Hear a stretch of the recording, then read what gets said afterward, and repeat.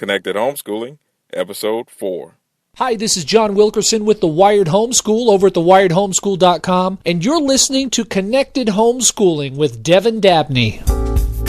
Welcome to the Connected Homeschooling Podcast, where we connect homeschooling families like yours with leaders, authors, speakers, and all-around interesting people who provide great conversations, tips, and advice. Now here's your host, Devin Dabney. Hello, and thank you for joining me for this week's episode of the Connected Homeschooling Podcast. I'm your host, Devin Dabney, and I'm back to bring you another encouraging, inspiring, and educational show. One thing that I've learned about homeschoolers is there are a lot of different paths that can lead us toward this lifestyle.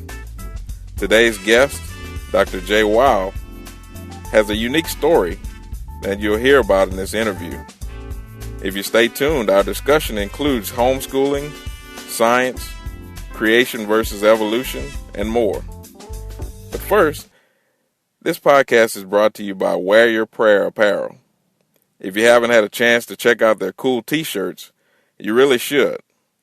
I'm thinking about getting the one that says, "It isn't easy being my wife's arm candy." Each shirt includes a prayer on the inside that relates to the design.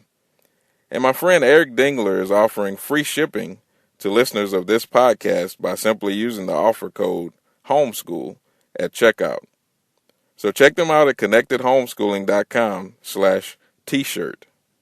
Now, without further ado, here's my interview with Dr. J. Wile.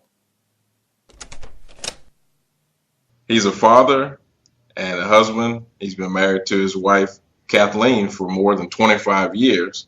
And he's a speaker on topics such as nuclear chemistry, Christian apologetics, homeschooling, and creation versus evolution. He's also published 30 articles and has 9 books to his credit. My guest today is Dr. J. Wile. Welcome to the show, Dr. Wile. It's great to be here. Thank you. Well, I'm glad to have you. And I've heard some great things about you, actually from one of my colleagues, Diana Waring. And I found out that you're a great person, someone that I should bring onto the show, and I want to share your message and the things that you're involved with our audience. And so what we normally do at the beginning of each show is just give our guests an opportunity to share just some background to help us connect with your story. So if you just want to share a little bit about you, maybe some information about your family, we'd love to hear it. Sure. I grew up pretty much an atheist. By the time I was in high school, I was a committed atheist. But I started studying science. And the more I studied science, the more I saw that the atheist position wasn't rational. So I moved from being an atheist to being some sort of creationist, just someone who believed that there had to be a creator. It took me quite a lot longer to come to the point where I realized the creator is the God of the Bible, and that involved all sorts of study and so forth. And so along the way, of course, since science really guided me to belief in God, science has become a very important part of my life. I ended up, pursuing a PhD in nuclear chemistry and so forth. And I continue to study science. In my view, science is one other way we can learn about God and learn about his magnificence and so forth. So I love studying science for that reason. My wife's also a scientist. She is a biophysicist, and she did research in the pharmaceutical industry for quite some time. My daughter is not crazy about science at all, and she and her husband are long-haul truckers. Okay. Wow. Thank you for sharing that story. It's very interesting, and I actually didn't know about your growing up being an atheist, but so that was very interesting to find that out. What we'll do is I usually ask my guests to share something that would be inspirational to us, a scripture or a quote, and so I'll let you take it away with that information. Okay. Probably my favorite quote, my favorite Bible verse is 1 Peter 3:15. It says, "But sanctify Christ as Lord in your hearts, always being ready to make a defense to everyone who asks you to give an account for the hope that is in you with gentleness and reverence." And I love that whole verse for many reasons. I mean, it took reasons. It took a defense for me to become a Christian. I read people like Josh McDowell and Peter Stoner and those people who try to make a rational case for Christianity. Once I decided there had to be a creator, that's what led me to believing in the God of the Bible. So that's important to me. I want to be able to give an answer, just like these other people who helped me find Christ were able to give me an answer. But also, I love the end, and this is something that a lot of defenders of the faith don't pay attention to. The end of the verse says, "Yet with gentleness and reverence." You're right. And whereas I'm all for being very, very strong in your position and very fervent in your presentation, in the end there has to be gentleness. Oftentimes people get so into the argument that they forget that gentleness part. Great. Well, thank you so much for sharing that. I definitely like that scripture and just talking about our defense of the faith. And I believe more and more that it's becoming necessary for us to be able to defend what we believe in order to even convince or to influence others to believe the same. And it's interesting, those who know Greek, I don't know Greek, but I read people who do. And those who know Greek say that that word that's translated defense there actually does mean the kind of defense one would use in court. I guess that same Greek word is used to talk about, a trial. And so, if you think about the kind of arguments that belong in court, they are, based on evidence. Wow. That's powerful. What we'll do is we're going to talk a little bit about homeschooling. After all, this is connected homeschooling. And we're sharing with people who are homeschooling families or people who actually may be considering homeschooling. I know that that's the case for some of our listeners. They've even expressed that. And so why don't you take a few minutes to share with us about your homeschooling journey? How is that something that you got involved with at all? Oh, sure, because my journey to homeschooling is rather different from most people. When I started being interested in homeschooling, I wasn't a parent at all. My wife and I were double income, no kids people, and we were very happy that way. At that time, I was an assistant professor at Ball State University, which is one of the state universities in Indiana. And I started noticing these students who were just clearly heads and shoulders above the rest. And when I asked them where they went to school, they would say at home. And I really didn't know what that meant. Being a professor, you have to be a little cautious about how close you get to your students and all of that. So I didn't press very hard at first because I didn't really, want to offend anybody or anything like that. But one day as I was driving to work, I realized that if I thought of my top 3 students at Ball State, all 3 of them said they had gone to school at home. And so I thought it would be important for me to learn about this educational method that was sending me my best students at university. So I did some research in the academic literature and found out there's been lots of studies on this thing called homeschooling. And while it takes many different forms, in the end, it tends to produce students who are significantly better educated than their peers.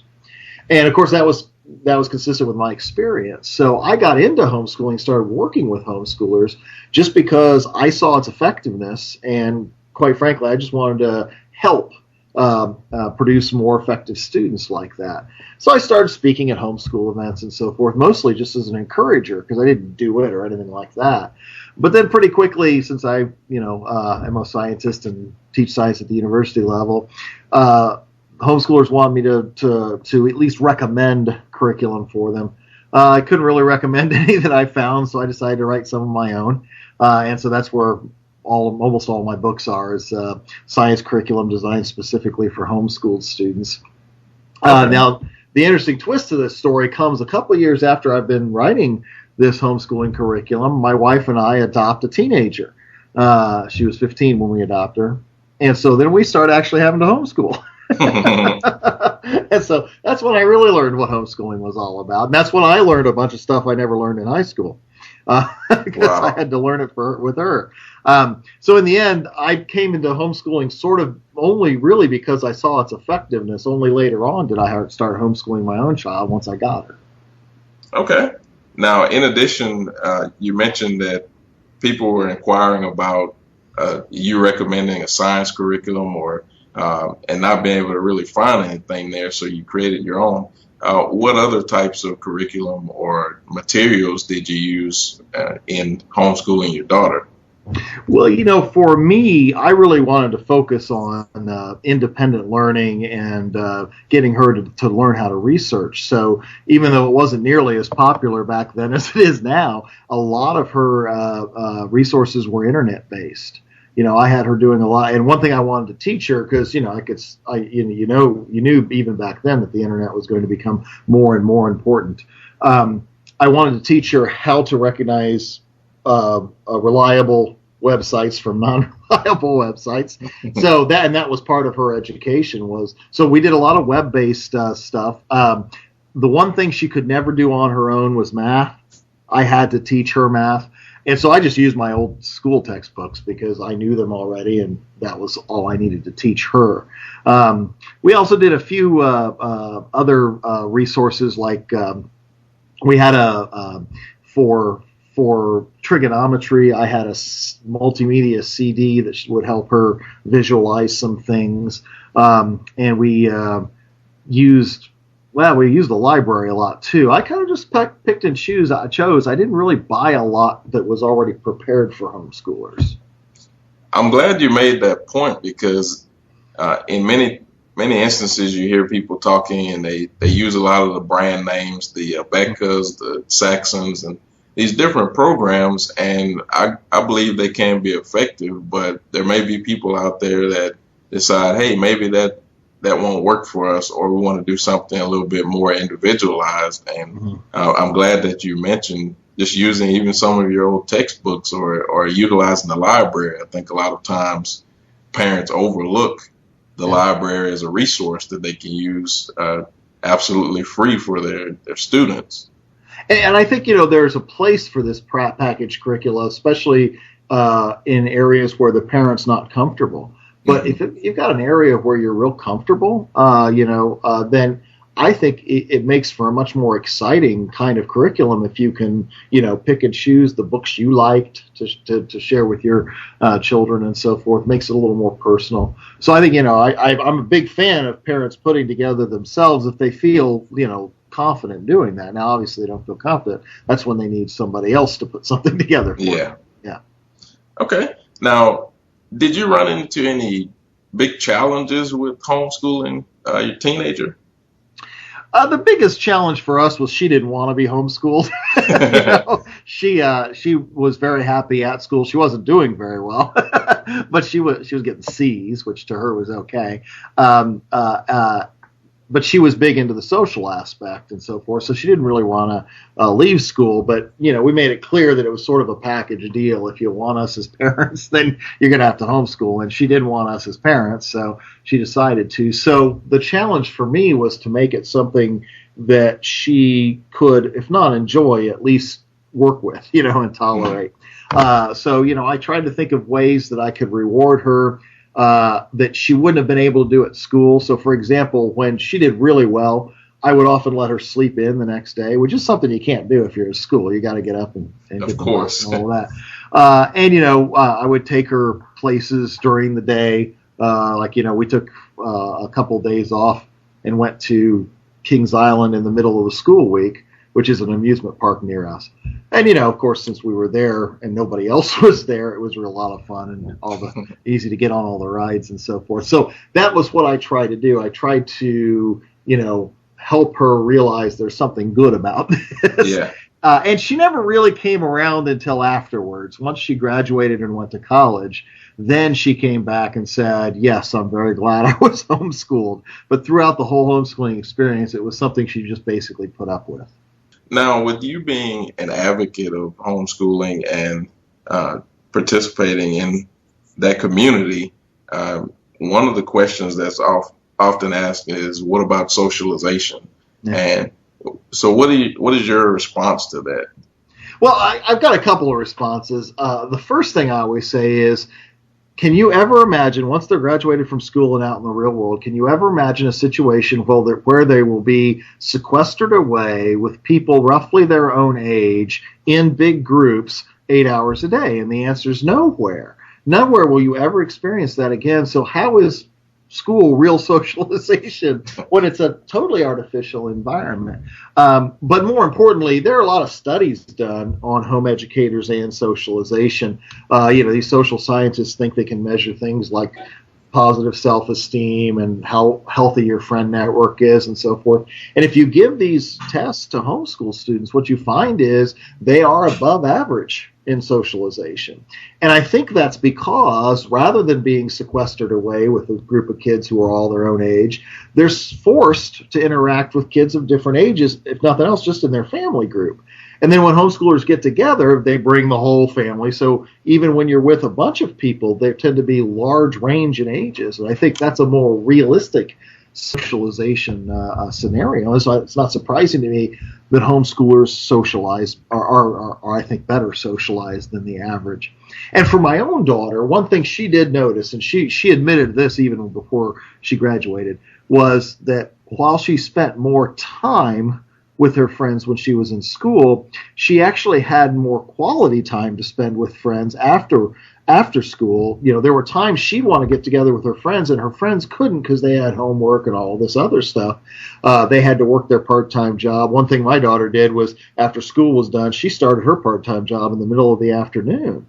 So in the end, she had more evenings free for socialization. And it turned out, she had to expand the number of friends she had just to be able to have something to do in the end of the day, because a lot of her school friends were just too busy to spend as much time as she had. And that's an excellent example there. And I think many of the people who are opposing or have the view that they're not going to be socialized don't realize that when they are in school, one of the main complaints is they're socializing too much. And then the teachers try to get them not to. And so they end up trying to force in some type of socialization during the day. And so I tend to agree with your view about socialization. Well, what we'll do here is transition into a time of just talking about some of the projects and the work that you're doing. You've mentioned before that both you and your wife are scientists and you're really passionate about science. And where did you get that passion from? Where did it start for you? Well, when I was in school back then, it was real popular to give kids a test when they were like in first grade. And this test was supposedly going to tell them what they were going to do for a living when they became adults. And that was called tracking. And so I was tracked towards science because I showed, aptitude in it on these tests. But I didn't like it. I really didn't. And I actually, as I got through older in high school, I pursued piano. Turns out my fingers are too small to be a professional pianist. I tried acting, and I actually was a professional actor for a very brief time in my life. So I wasn't really interested in science. When I became a Christian and started looking at science as something made by the Creator, then suddenly I was very passionate about it. Now, part of this is because when you study science from a creationist standpoint, you suddenly get to see all the cool stuff that's never told to you when you're studying science from an evolutionary point of view. Some of the coolest aspects of nature are really uncomfortable for evolutionists, so they tend not to teach them. So, evolution always talks about species being in competition with one another. But in fact, the coolest aspect of nature is all the times where species cooperate with one another to make a better life for them all themselves. That's called mutualism, and it is all over nature. I had never heard of mutualism until I started reading science books that were written by Christians who talked about it, because in the end, mutualism is incredibly hard to understand as an evolutionist, but as a creationist, it's perfectly easy to understand. So I think part of it was just I got to see the cool aspects of nature that were kind of hidden before. But also I do think because I had developed a love for the Creator, then studying His creation meant something more to me. And you mentioned earlier that people were asking you about the scientific curriculums or things that they could use. And so I assume that is where the Apologia works resulted. Right, and when I started, when they asked me to recommend curricula, I looked at Abeka, Bob Jones, and Alpha Omega, and then a few other things that were available at the time. And while I thought most of those were really good in a school setting, I did think that homeschoolers would not benefit as much from them. At the same time, I didn't think homeschoolers needed a new curriculum because even with this curriculum that wasn't designed for them, they were producing fantastic science students. They were producing, fantastic students at the university level. But I found that a lot of parents were uncomfortable doing science. And so I decided to start writing these curricula specifically to make parents more comfortable about doing science at home. And I started writing for the high school years because that's where parents become the least comfortable. Yeah. So the very first book I wrote was a chemistry book, which is what a lot of parents consider the hardest science subject to do at home. And and so I wanted to make a chemistry book. You didn't need to be a teacher to understand, and you didn't need a teacher to tell you what the book meant, but also to have experiments that you really could do at home that were high-level, high school type chemistry experiments. And then I just kept going with physics and all the other subjects. Okay, and so those are the topics for the books that you've written. You mentioned you had chemistry, and then some of the other topiks. I've got a physics book and a biology book, and then I actually have two books on each subject in case a student wants to go a little deeper. So if you take the two biology books together, then you have basically what would be covered in 1 year university biology. And the same for chemistry and physics. And then I did go ahead and go back and write a general science and a physical science for junior high school. And for a long time, that's all I thought I would write. But just recently, I've come out with an elementary book, which will be part of a series of elementary texts I'm writing.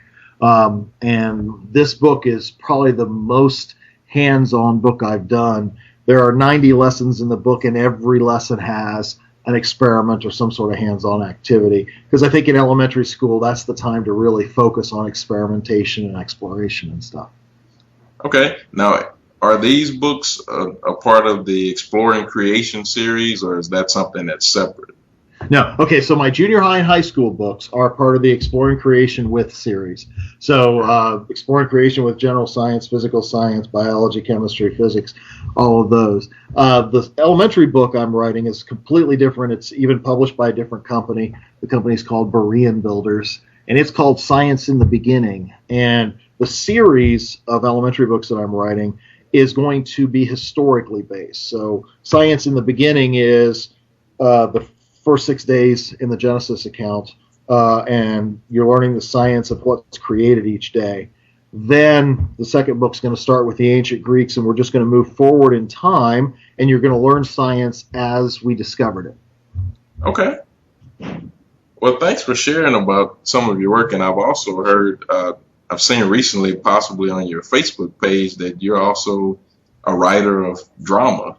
Yeah, this is a holdover from when I really thought I was going to be a professional actor and actually spent some time as a professional actor. So, if you act in enough shows, eventually it becomes fairly easy to write things.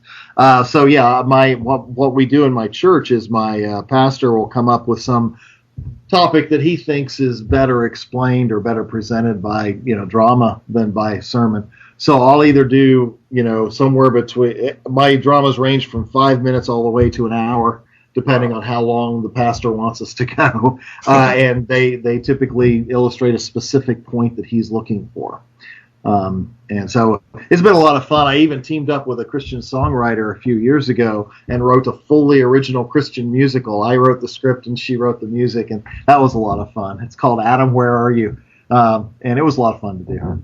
Well, we'll definitely have to check out some of these resources. It definitely seems like something that would be interesting, and maybe for some of the people who are a little less scientific, like myself. Well, yeah, like if you go to my blog, which is blog.drwile.com, and click on the Christian drama category, there's actually a video of like a 40-minute, I think it's more like a 30-minute drama we did on the guy who wrote Amazing Grace. His name was Newton. I can't remember his first name now.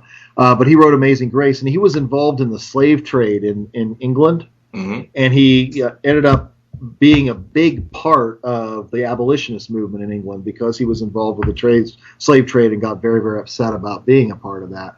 And so it's a little play about him towards the end of his life. And that's a free thing you can just watch on my blog if you want. Okay. Well, we'll link up to that in the show notes for this episode. Okay. And our last segment here is called 7 with Devin. And here we just provide some useful resources and recommendations that you might have, things that would be really helpful for our listeners. And so it's somewhat of a lightning round. And what I'll do is just fire off a question and you give me your best answer. Okay. All right. So we're talking resources for these first 2 questions. What would be the top free resource that you think would be helpful for our listeners? The top 3? Top free. Oh, free. Yeah. The top one that's free is Khan Academy. Okay. It's KAHN academy.org. And where it's really strong is its math. It has lots of subjects, but its math is its strongest. And it's just free videos that explain very, very difficult math concepts. It's all searchable, so if you're having trouble with fractions, you can just find the video on fractions. It even does calculus, so if you're having trouble making integrals, you can go there as well. So it's free, a full range. Another one is donnayoung.org, DONNA young.org. She has huge resources of schedules and reading lists and study guides and all of that for all sorts of different subjects. So I find her website incredibly useful. And then the third one I would say is Hedua, HEDUA.com. That's the Home Education Home Educating Family. They produce a magazine, but they have all sorts of video resources, everything from experiments you can do at home to why you should homeschool to how to do transcripts. So it's good for both students and for home educators, the adults. Okay. Now, if you were picking out a paid resource that you're a family and you're trying to find something, you're budget conscious, but you want to spend money on something that would help in your homeschool, what would that maybe one thing be? Well, I'm gonna have to say buy one of my books. Okay. Well, we can go with that. I think depending on how much money you have, there's some wonderful resources out there that like I think you mentioned Diana Waring. Her history stuff is phenomenal. So there's a lot of good resources out there that you can spend money on. Okay. And now, let's go back in time. Let's say you're able to start over with your homeschooling journey.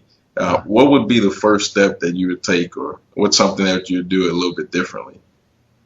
I would concentrate less on pure academics. I was so concerned because my daughter wasn't doing well academically. And obviously you want to teach them things. That's why you're homeschooling them. But I was so focused on academics. I think we could have, quote unquote, played more. Like for one thing I did towards the end, I didn't start it this way, but I got to the point where I thought she was not being, creative enough. She was doing things more mechanically. So when I got home at the end of, I would homeschool her in the morning, give her assignments. I'd go to work. I'd come back home, and I had her, when I got home, I told her she had to entertain me for 15 minutes. I didn't care what she did, but for 15 minutes, she had to help me decompress from the day. Sometimes she'd sing to me. Sometimes she'd read me a story. Sometimes she'd make up a story for me. And I wish we'd have done that a lot sooner, because we had just a wonderful time with that. And I do think it helped her. It helped her, maybe not pure academics, but it made her a more creative person. I would have done more of that. I would have made more trips, too. We would have gone more places. There's this wonderful place in Indiana that's not far from my house that we never went to called the Exotic Feline Rescue. I have all these lions and tigers and ocelots and so forth that they've had to take away from people who thought they could have them as pets. And it's just a really incredibly wonderful educational time to see these. And we never bothered to go there because we were so worried about hitting the books, Wow, and that's something that I hear quite often from families who've graduated some of their children, or maybe they're empty nesters now, that they wish they would have lightened up a little bit on the academics. Now, as a dad who's part of a homeschooling family, what's your best advice for dads?